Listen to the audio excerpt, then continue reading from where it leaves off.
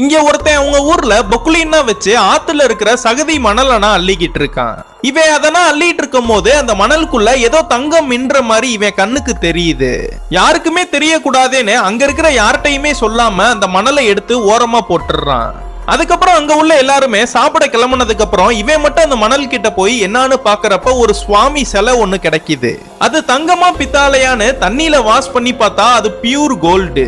அதனால அந்த சுவாமி சிலைய யாருக்கு தெரியாம ஒரு துணியில கட்டி அவங்க வீட்டுக்கு கொண்டு போயிடுறான். அவங்க வீட்டுல இருக்கிற பெட்டியில அந்த சுவாமி சிலையன மறைச்சு வச்சுட்டு அவங்க அம்மா கிட்ட நான் வர வரையும் அந்த ரூம்குள்ள யாரையும் போக விடாதமான்னு சொல்றான். அவங்க அம்மாவும் நைட்டு தூங்குறப்ப அந்த பெட்டிக்குள்ள என்னதான் இருக்குன்னு அந்த பெட்டியோட சாவியனா எடுத்து அந்த பெட்டியை திறந்து பார்த்தா அந்த சுவாமி சிலை இருக்கு. இதனா பார்த்து பயந்து போன இவங்க அந்த சிலையை கொண்டு போய் பக்கத்துல இருக்கிற ஒரு கிணத்துல போட்டுடுறாங்க.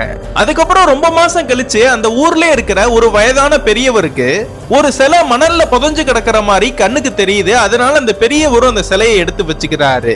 இந்த சிலை யார் கையிலையும் கிடைச்சிடக்கூடாதுன்னு அந்த ஊர்ல இருக்கிற ஒரு சின்ன கோயிலுக்கு முன்னாடி ஒரு சின்ன குழிய தோண்டி அந்த குழிக்குள்ள இந்த தங்க சிலையை மறைச்சு வச்சு அடையாளத்துக்கு ஒரு கல்லையும் மேல ஊனிடுறாரு.